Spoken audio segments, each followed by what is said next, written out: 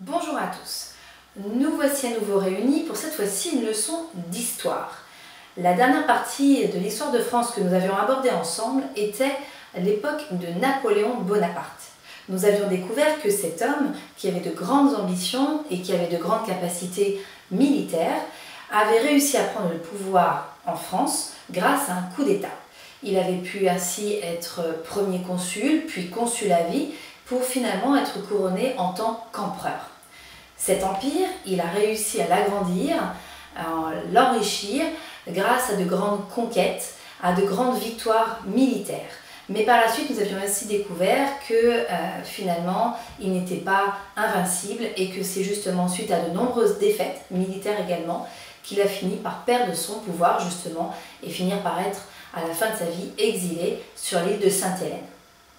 Mais il ne faut pas oublier que si cet homme était un conquérant, comme je vous l'ai dit tout à l'heure, c'était grâce à ses grandes capacités de commandement au sein de l'armée française. Et donc nous allons découvrir aujourd'hui justement ses conquêtes, ses victoires et ses défaites militaires. Pour cela, découvrons une carte.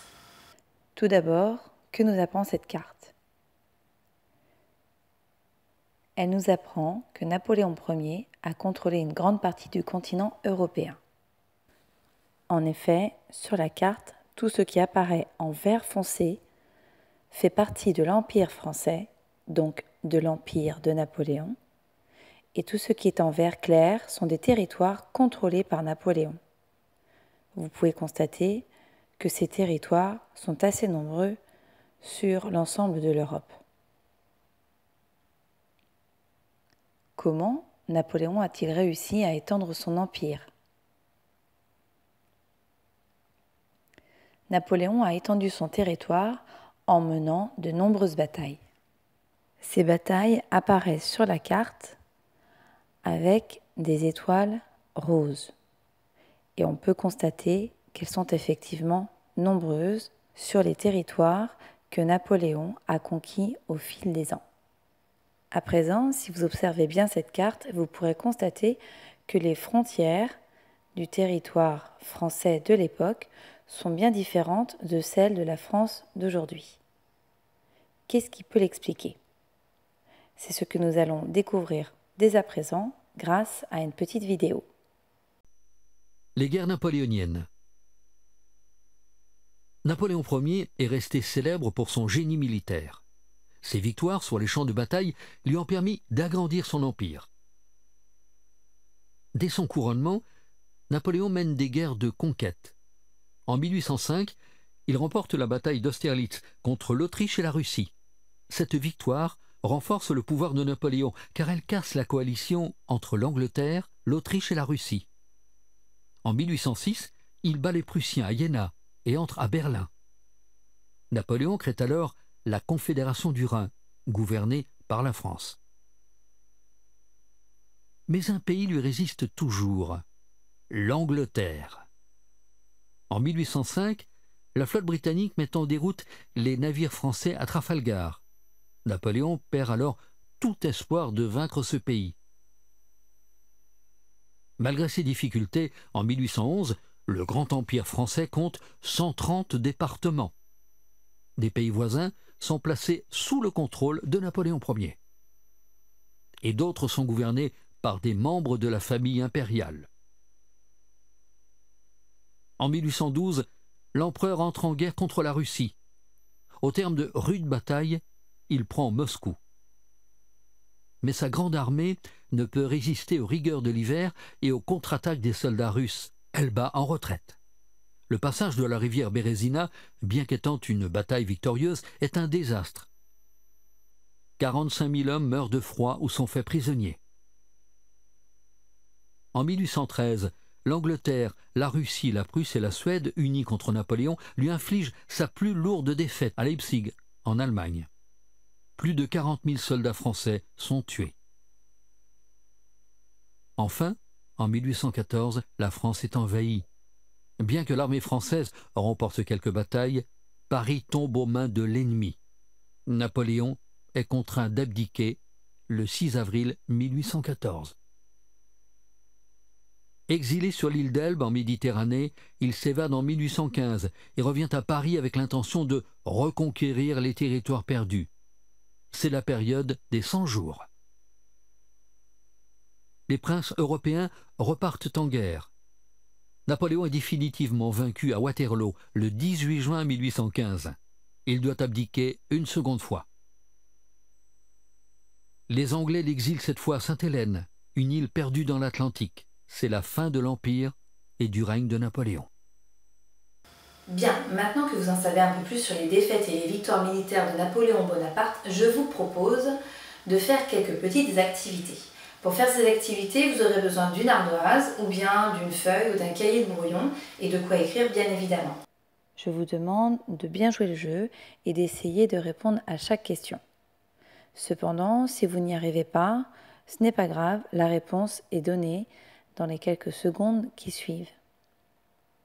Dans la première activité, il vous est demandé d'indiquer quelles batailles furent des victoires pour Napoléon et lesquelles furent des défaites.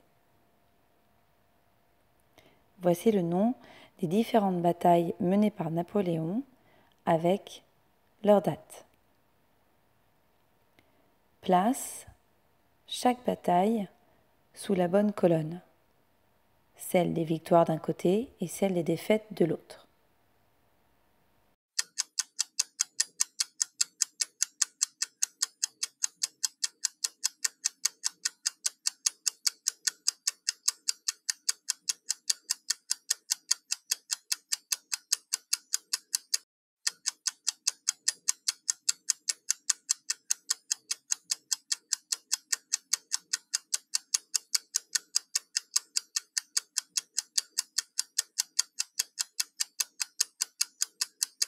Voyons à présent quelles étaient les réponses à donner.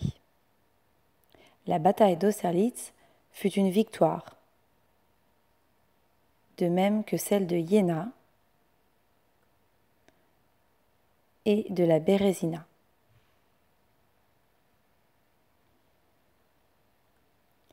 La bataille de Trafalgar, ainsi que celle de Leipzig et celle de Waterloo furent des défaites. La deuxième activité consiste simplement à trouver la bonne réponse parmi les 3 proposées pour chaque question. Première question. Quelle bataille permet à Napoléon de casser l'alliance entre la Russie, l'Autriche et l'Angleterre? Est-ce qu'il s'agit de la bataille de Trafalgar, la bataille d'Austerlitz ou la bataille de Leipzig?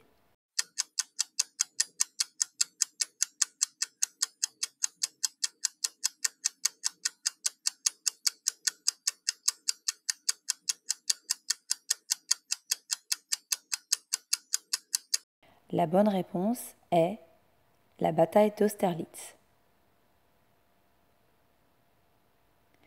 Quelle campagne permet à Napoléon de prendre Moscou?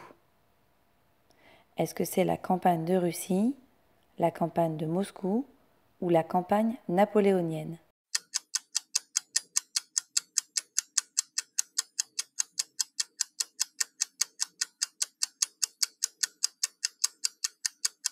La réponse est la campagne de Russie. À quel moment les soldats français meurent-ils par milliers à cause du froid? Est-ce que c'est lors de la retraite de Russie, lors de la retraite glaciaire ou lors de la retraite de Trafalgar?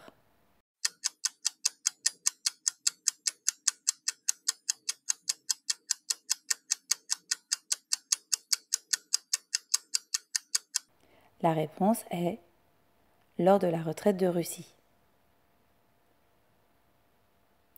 Quelle rivière les Français ont-ils dû traverser pour échapper aux soldats russes? Est-ce que c'est la Bézina, la Bénéritsa ou la Bérésina?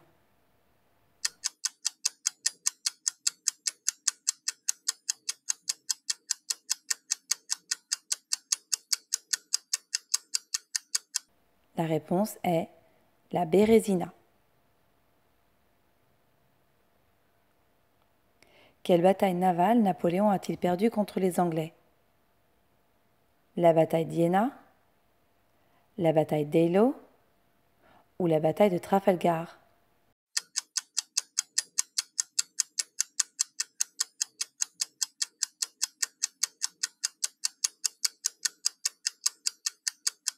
C'est la bataille de Trafalgar. Parmi toutes les batailles napoléoniennes, quelle défaite a tué le plus de soldats français? Est-ce que c'est la bataille de Waterloo, la bataille de Leipzig ou la bataille d'Austerlitz?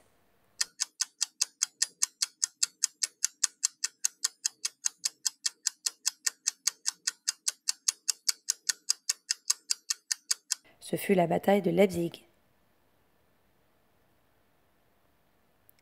Que se passe-t-il en 1814? Les ennemis de Napoléon envahissent l'Espagne, la France est envahie, les ennemis de Napoléon prennent Paris, ou Napoléon débarque en Angleterre.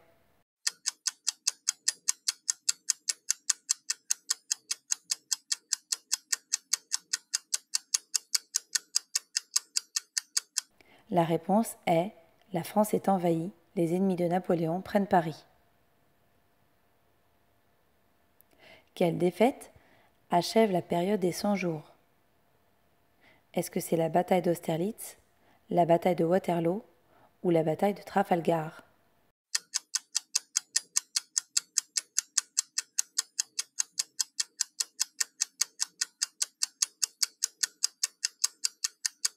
La bonne réponse était la bataille de Waterloo.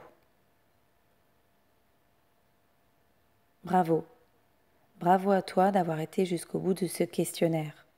À présent, pour voir si vous avez bien retenu les informations essentielles de ce cours sur les guerres napoléoniennes, je vous demande d'essayer de compléter la fiche d'exercice et la trace écrite que je vous ai fait parvenir par mail. Je vous invite donc à faire ce travail dès à présent et c'est ainsi que va s'achever cette vidéo. Et pour ma part, je vous dis à très bientôt.